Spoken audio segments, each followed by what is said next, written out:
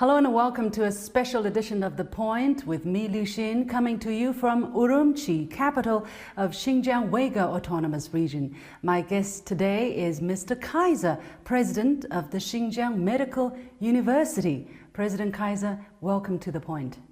Help us understand this Xinjiang Medical University. What's being taught here and what is your function here? Okay, Xinjiang Medical University was established 1956, and we have four different medical disciplines, we call disciplines. For example, Western medicine, traditional Chinese medicine, traditional Uyghur medicine, and traditional Kazakh medicine. Besides this, we have 26 different majors, and we also cultivate or train the person who is going to get the associate degree, undergraduate degree, master's degree, post degree, or postdoc. We just teach them. And nowadays, we already train it, or 80,000 people, they are graduates from Xinjiang Medical University, and they went to whole nationwide. Especially we call that 80% of our graduation, they lived in or stayed in Xinjiang and work for Xinjiang people. So every year, how many students are there on the campus? This year, for example, last year, we recruited 12,000 students. 12,000 so that means a huge university. And now student population in this campus is 32,000. 32,000? Yeah, and we have a different campus. For example, main campus, new campus, and one campus in Karamai city, we call it Kalamai Xueyuan, and one campus in Korla city. So four campuses altogether you have? Yeah. So we have a lot of students and a lot of the staff. I mean that besides our teachers, we have 8 different affiliated hospitals with 20,000 staff. That means our university is big and our hospitals are big and first rank very good hospitals in this region. We can say that our Western region, we are very strong university. Where do the students come from mostly? Are they Han or Uyghur or Kazakh? Yeah, and our just variety of student population is we can say that our students, all ethnic groups you can find among the student population. For example, Han Chinese, Uyghur Chinese, Kazakh Chinese, and Hui Chinese, Tajik, and all students, 80% students, they are from Xinjiang, different areas of Xinjiang. 20% they are from our whole nationwide. You are also a deputy to the National People's Congress. I see you have that pin there, which is, which means you are also a member of the Chinese Communist Party. Help us understand, besides the job as a president of this university, what do you do as a deputy? Okay, so I am a deputy to the National Congress, People's Congress. That means just like a parliament member of the abroad. And so besides my job as a president of Xinjiang Medical University, I have a lot of social works. I have to participate the management of this country, management of this region.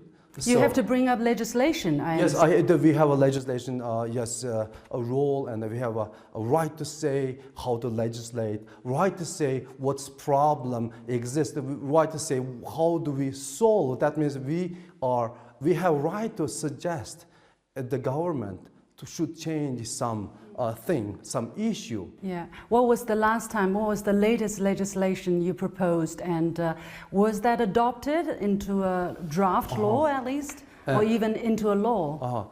The 2019, and as a deputy to the National People's Congress, that's a very serious, just a procedure. And we have to be elected by local people.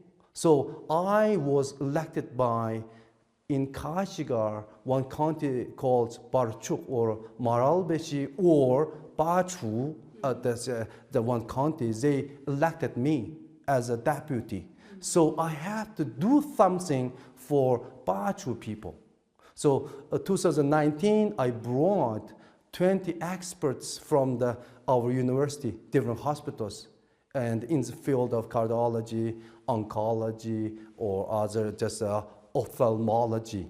And we went to Bachu, or the Bachu, and helped just local people to relieve their diseases. So, and then I just suggested that we should promote Bachu pattern to the Xinjiang. What is Bachu pattern? The pattern is that we help Bachu County Hospital, and that means we dispatch a director and a deputy director of our doctors to Bachu County, and help them to change their facilities, change their diagnosis, change their treatment. And then we help to relieve the people who suffered diseases. And then we got a very good result. For example, 1 year we dispatched 370 experts went to Bachu. That means every weekend our experts go to Bachu County for doing operation, for doing teaching. For free? Yes, of course, for free. So, and then we got, before Bachu patients, they has to refer to the Kaiser Prefecture Hospital or the Xinjiang Hospital. Yeah. That means transfer to big hospitals. After 1 year, no. And 60% decrease it. That means local people, they share it, excellent medical resources at the doorstep. I see. So this is the pattern you want to promote throughout Xinjiang, and maybe to other parts of remote areas in China as well. Did you make a motion? Did you make a proposal? And what is happening to that proposal? Very happily, my initiative, this plan was used by Xinjiang Health Bureau. And now Xinjiang Bureau says that every big hospital, you have a right responsibility to help 2 county hospitals. That's a good thing, you know. And then, for example, Xinjiang Medical University, we have 8 affiliate hospitals. We have 16 different county level hospitals. We have responsibility to help them. How is this university funded? I mean, is this a public university? Is this a private university? And the hospitals affiliated to the university, what about them? Our university is, of course, a public university and very low tuition. And our hospitals, they are affiliated to our university. That means our university has right to say, the director of the first affiliate hospital, you have to do this, you have to do this. So they listen to us. So basically what you're talking about is government initiative to send doctors or send people who are maybe teachers of medicine to rural countryside to help people get rid of the disease so that they don't have to go to a bigger hospital, spend money and time and everything. So this is a government initiative. Yes. Help us understand exactly why the government is doing all of this, spending all of this money, you know, and all of these teachers spending their weekend time to do that. What is it all about? I think our country is great. We have a very great system. We are always help the poor people. We are help poor people to, we can say, they just relieve their bad condition. Poverty. Yeah, poverty, bad condition, bad disease. Because of disease, some people, they fell in poverty. So we send these doctors to help them to treat. And then they are not diseased and they have a good condition and they can work for them and they will have a better life. Who's paying for all of this?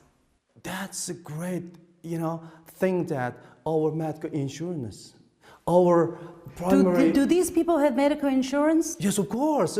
Yes, of course. Yes, of course. For instance, that's within 5 years, Xinjiang rural residency 99% just people recovered our medical insurance. That means who people has a medical insurance. Medical insurance pays for or afford all of this fee. For instance, if your doctor would go to a poor county over the weekend and perform some operations, this will be covered by the medical insurance. Of course. Okay. Of course. Make an example. That's 2 years ago, and I cannot say one doctor gynecologist. At that time I was in Moyu County, it's Hotan, just Moyu County. We said Karkash County. And then I met our expert. Hey, what are you doing here? Hey, President, I did a big operation here. And she said that one woman, her urine prolapsed.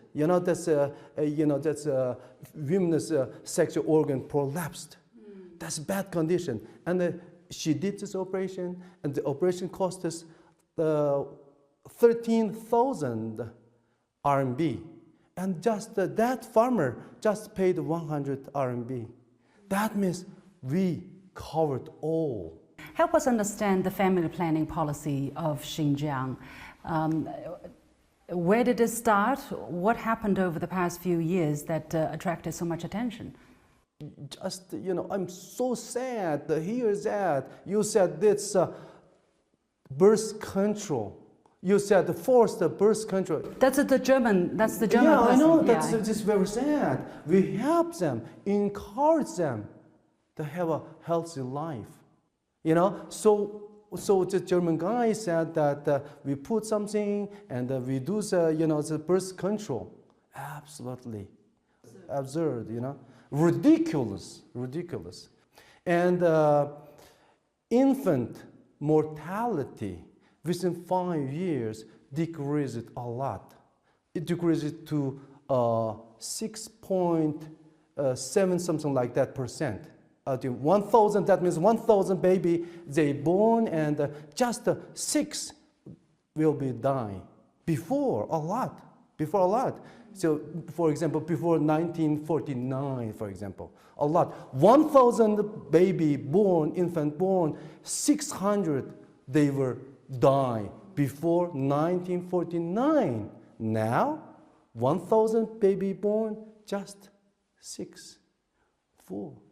So just, I think this is ridiculous. Help us understand the family planning situation and the difference between Han Chinese and the other ethnic minorities, because there seems to be some confusion here. And before 2017, and we have a right, as ethnic groups, we have a priority to the population policy. For example, urban people, they can have 2, for example, me, 2. Ethnic minority, and the rural people can have 3. Yeah. For example, I have our family, we are a big family, I have 6 siblings, okay? And my 4 brothers and 1 sister, they have different, each 2 children. My second brother has 3 children. And me, 1, because I have to study. I didn't get my second child. That means before just 2017, rural people 3, urban people 2. This is all for ethnic minorities. For the Hans? Urban Han 1, rural Han 2. What happened after 2017? Same. We have no ethnic. So everybody difference. Have 1 or everybody have 2 in the city? Everybody, we different. We know any differentiation among the Chinese, the Han, Chinese, Kazakh, Uyghur. We are same. Urban 2, just rural residency 3 children we can have.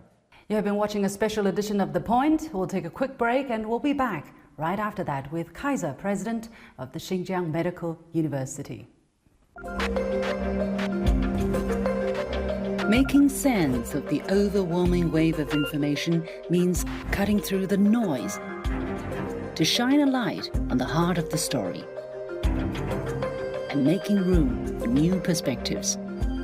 True understanding means the ability to see events from more than one side. I'm Liu Xin, and this is The Point. Are there some kind of education campaign to help, families in rural areas to understand, hygiene, physical health, family planning? Yeah, and every year we, dispatch our experts, teachers to the rural area for doing the hygiene, that's a good quality, high quality births. In terms of these accusations of genocide, what is your first reaction when you heard about that, and what would you want to say? What's genocide? That's to my knowledge, I learned history, Second World War. That's maybe the genocide. We are increasing, the small amount of people increasing to the 12 million, 10 million to 12 million. How can you use the genocide? It's very hard to understand to me. Finally, in your teaching and in your workplace, there must be a mix of people from different ethnic groups. Yeah. In the teaching, what language do you use? And in the workplace, what is the situation? And our this university is a multicultural university. And you can find all ethnic groups in our university, big, huge university. And in classroom, we use Mandarin, because our school, I just said that university was established in 1956. A lot of terminology, you can only use in Mandarin. Uyghur, it's very difficult, hard to translate into Uyghur. For example, cardiovascular diseases. In Uyghur, it's very hard to translate into just my... you probably don't have a yes, of term. course, no terminology for this. If we just use English or Chinese, so we get the knowledge directly, that's as a source. We use Mandarin to learn. That's from 1956, our school students, for example, me, when I was a child, I went to Uyghur school, my mother tongue, elementary, primary, kindergarten, middle school, senior school, and then I passed the National University Entrance Exam. I came to this university in 1988, and I learned 1 year Mandarin. Because if I want to learn good medicine, I have to have a good Mandarin. Just like other universities in the world, if you want to get the good knowledge, you have to learn English. Just like that. So after 1 year Mandarin training, and I learned all of my majors in Mandarin. Okay. And at home, of course, I use my mother tongue with my wife, with my son. We enjoy, And after class, of course, if you meet, that's your same nation. I mean, the Uyghur. They hello to me in Uyghur.